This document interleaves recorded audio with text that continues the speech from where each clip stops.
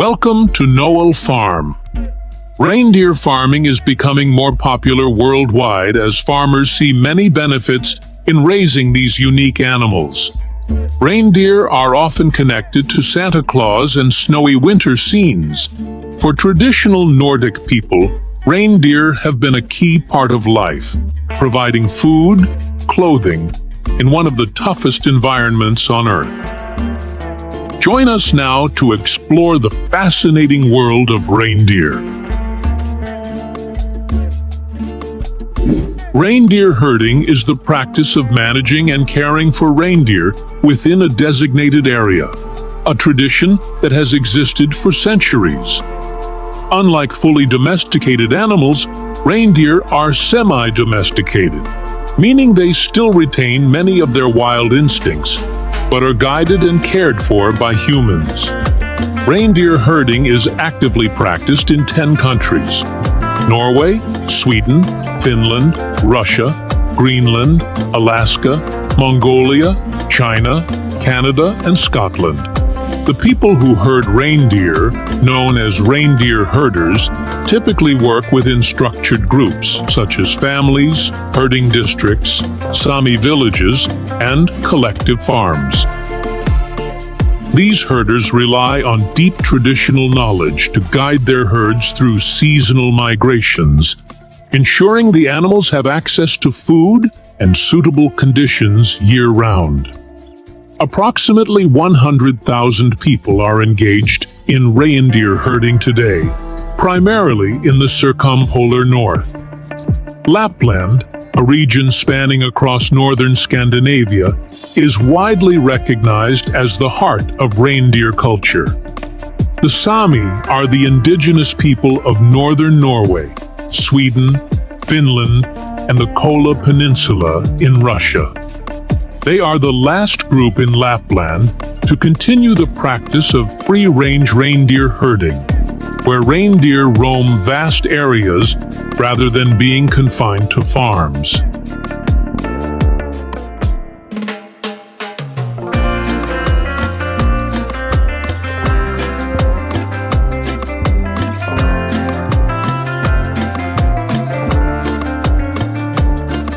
In winter, reindeer primarily feed on lichen, which they dig out from under the snow using their hooves. They also eat other vegetation hidden beneath the snow, such as mosses, grasses, and shrubs. In forested areas, they consume hanging lichens from tree branches, which provide essential nutrients during the harsh, snowy months. During summer, their diet changes as fresh vegetation becomes available. They graze on a variety of grasses, herbs, and leaves, taking advantage of the abundant plant life.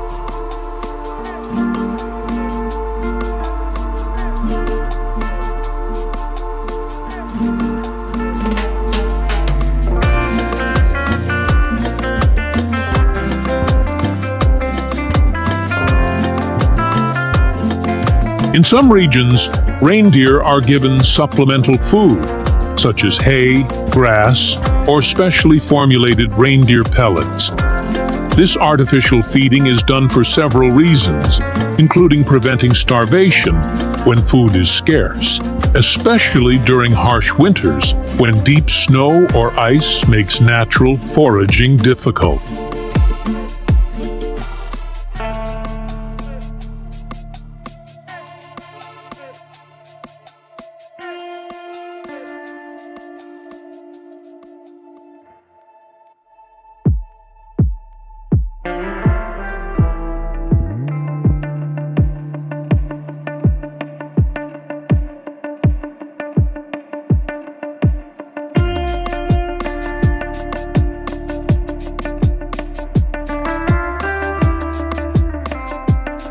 In the summer, reindeer and their herders move to coastal or mountain areas to escape biting insects like mosquitoes and flies, which can be a major problem in warmer months.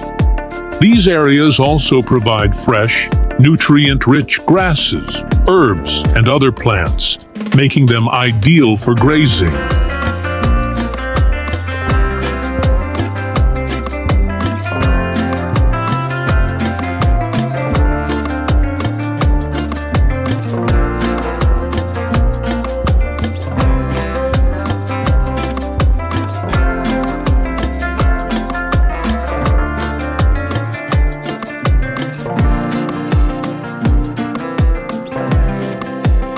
reindeer farm typically consists of large fenced enclosures that mimic the animal's natural habitat, including grassy areas, wooded sections, and access to fresh water. Reindeer need plenty of space to roam, as they are naturally migratory animals. The enclosures must be strong enough to prevent escapes.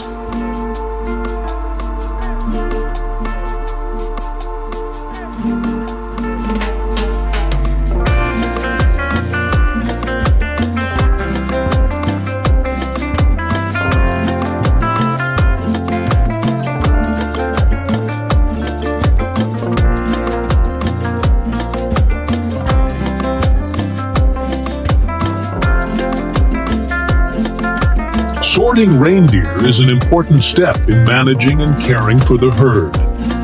This process helps farmers better control their herd, ensure the reindeer's health, and assign them to the right purpose. First, the reindeer are gathered into a large fenced area called a holding pen. Farmers may use herding dogs, snowmobiles, or walk on foot to gently guide the herd into the pen without causing stress or fear. After that, the reindeer pass through a smaller sorting system where each animal is individually checked. Farmers read identification tags, observe their health condition and size, and classify them into the appropriate group. One of the most common methods is earmarking. Farmers cut a small part of the ear in different shapes to create unique identification marks.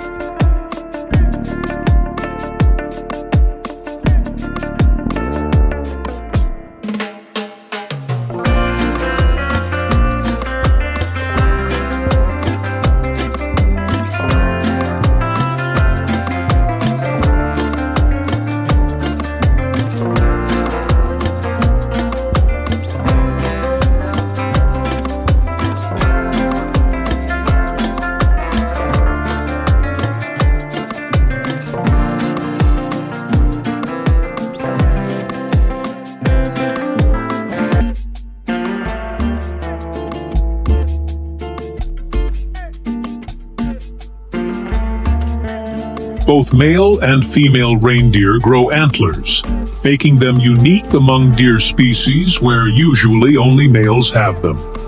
Antlers play a crucial role in reindeer behavior, particularly in competition between males during the autumn rutting season.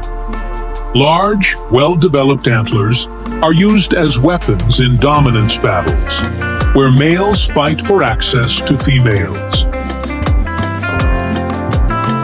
Reindeer are excellent swimmers, and they can cross rivers and lakes with ease. Reindeer often swim to cross rivers and lakes during migration. They travel long distances to find better feeding areas, and water bodies are common obstacles in their path. Instead of walking around them, reindeer swim straight across. Reindeer are a popular attraction at Christmas events in North America and Europe. During the holiday season, they are rented for parades, festivals, and nativity scenes, bringing a festive touch to celebrations. For most of the year, they live on farms where they are cared for and trained to be around people. Some farms also let tourists visit, feed the reindeer, and learn about them. Reindeer meat is still widely consumed in Scandinavia, Russia, and Canada, where the reindeer meat industry is worth up to $100 million each year. However, selling exotic meats can harm wild animal populations, often just to satisfy curiosity at special dinners. Welcome to the heart of tequila country. Here, under the Mexican sun, farmers harvest the mighty blue agave, tough, spiky, and full of hidden sweetness. Using sharp tools and skill, they cut away the leaves to reveal the precious piña inside. But that's just the start. From cooking to fermentation and distillation, Every step transforms this plant into the tequila we know and love.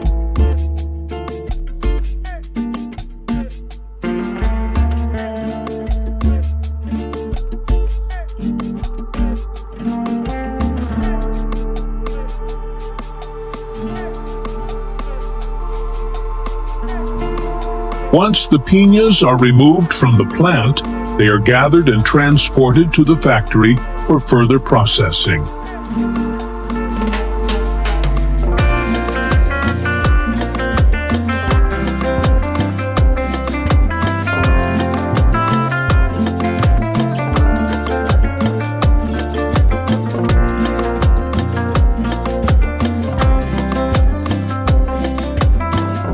The next step is hydrolysis, where the agave are cooked to turn inulin, the main carbohydrate in agave, into fermentable sugars.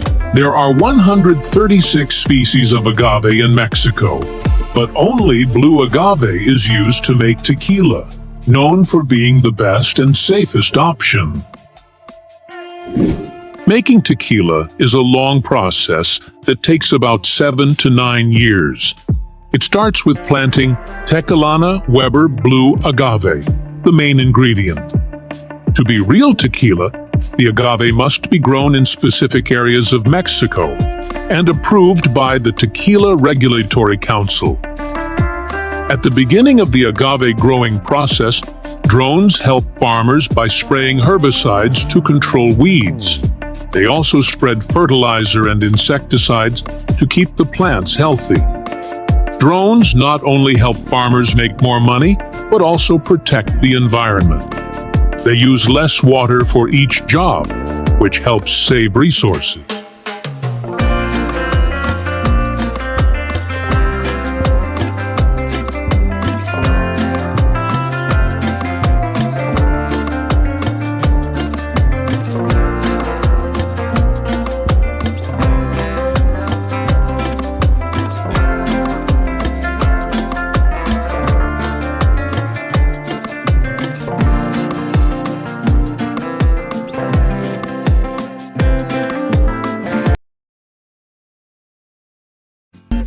Depending on the desired variety, tequila may then enter the maturation phase, aging in oak barrels to enhance its character.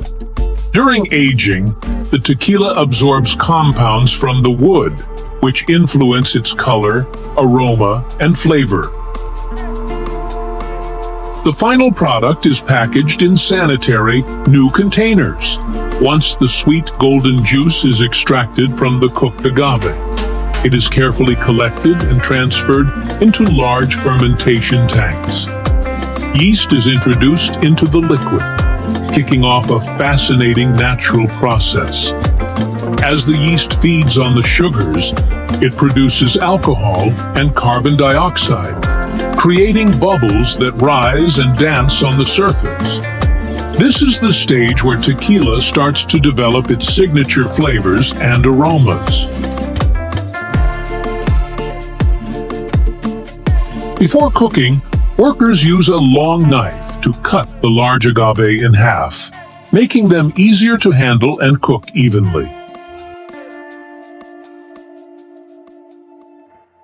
Once fermentation is complete, the liquid undergoes distillation, a purification process that concentrates the alcohol and removes unwanted substances. Tequila is traditionally distilled twice in copper or stainless steel stills, but in certain distilleries, where history is still honored, an ancient technique is used, the tahona.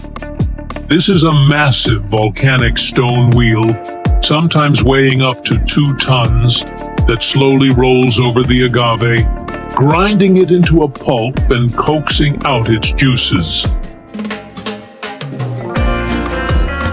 As the sweet golden juice called mosto gathers under the grinding stones or flows from the roller mills, it reaches an important stage in tequila making.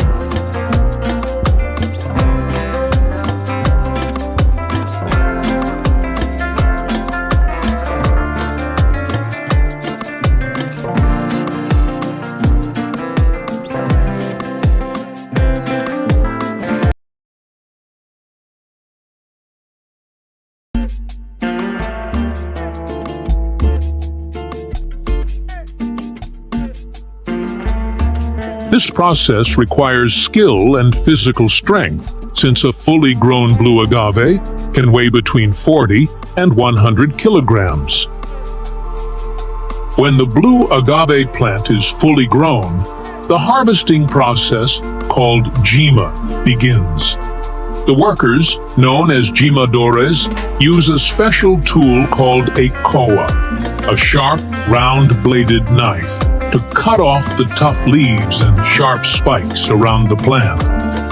Removing the leaves is important because only the piña, or the core of the plant, contains the sugars needed to make tequila.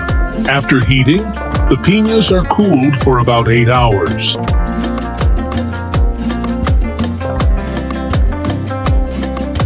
The cooking process takes place in traditional brick ovens or autoclaves, large steam chambers, where hot steam at temperatures between 100 degrees Celsius and 110 degrees Celsius slowly softens the agave.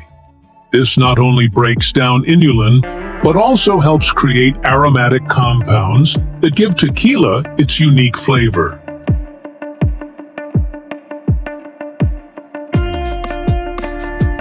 After the piñas have been carefully cooked, they hold within them a treasure: sweet, caramelized sugars that will soon be transformed into tequila.